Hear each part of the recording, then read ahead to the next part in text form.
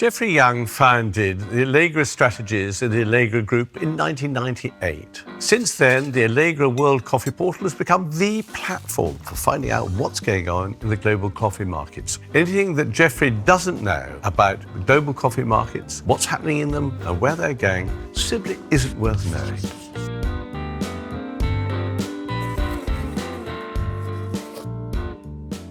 Jeffrey, are you a cappuccino man or an espresso man or a flat white man? You got it exactly right. No, I can't bear it. My Antipodean roots, flat white, definitely. How has global coffee changed in the last, say, 10 years, 15 years? In the mid-90s, I was living in the States, and it was really the beginnings of the rise of Starbucks.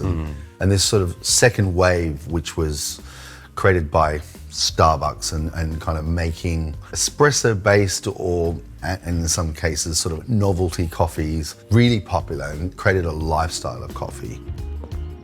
So that really was the beginnings of something profound for the coffee industry. Fast forward another 10 years or so was the rise of artisan coffee, which, the last decade has been dominated by the growth of sort of craft artisan coffee that it's brought a new level of interest in coffee all around the world. So do you think that these changes, these really significant changes in the global market have had an effect upon Italian coffee? In a sense, Italian coffee lies very much at the base of everything that's been achieved over the last 2 decades in coffee. In a sense, even the rise of Starbucks. It was espresso-based coffee, laid the foundations for a phenomenally successful industry, and it has transported Italian coffee culture with a new twist, and it has enabled other cultures to sort of piggyback on this. But fundamentally, it has been Italian coffee culture at the heart of it, and it starts with that perfect espresso. Consumers in Italy are largely consuming espresso, and so it's a very narrow band of drinks. Yes, they'll have the cappuccinos in the morning, but beyond that, there's a very narrow range of what they're actually drinking. Italian tradition in all things is deep-rooted. That little coffee, and take that coffee on the go, and a quick bit of chit-chat with the barman, that's Italian culture, and that's very deep-rooted. Whereas, take British consumers, paying for a specialty coffee drink, it's a lot of money. So it's not the €1.10 or €1.20, it's a lot more money. It's considered to be a little treat, not just an everyday item, even though you might, more and more people are having that little treat every day. But it's a bigger spend in relative, and it's built into your psyche that I'm going to spend time and enjoy it. That's why a lot more sit down in most other markets.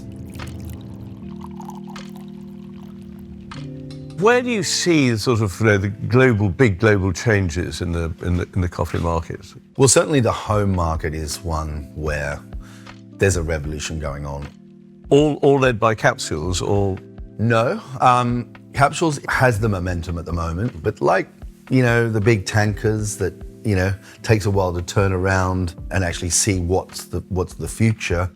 We believe that the future is also going to be led by bean to cup machines, so fresh roast and ground coffee, more and more affordable into homes, where discerning consumers are making choices around the beans that they like, the origin that they like, the level of roast that they like. So with capsules, it's a very simplistic model. I've got little choice over how long I want to extract it. I have little choice over how much coffee. I have to have another capsule if I like an uber strong coffee.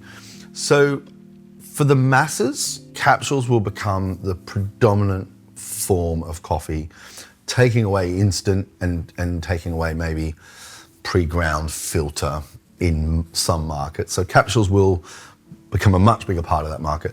But we see, and the sales of premium espresso machines moving into the home market.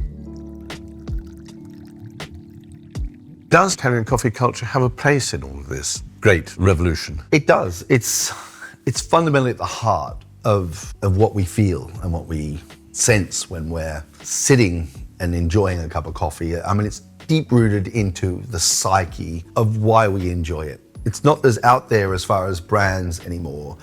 And the Italian brands, for example, still have a long way to go to convince the general public now that across the world, not in their own countries necessarily, but that they are as credible as some artisan roaster, a local roaster that might be buying beans directly or near directly from the farmer. What was it? The Little Prince, Yes. Antoine de Saint-Exupéry. Yes. You know, it's only with the heart that one sees rightly what is essential is invisible to the eye. And I think the invisibleness of Italian coffee culture runs through the whole life of our sector and our industry.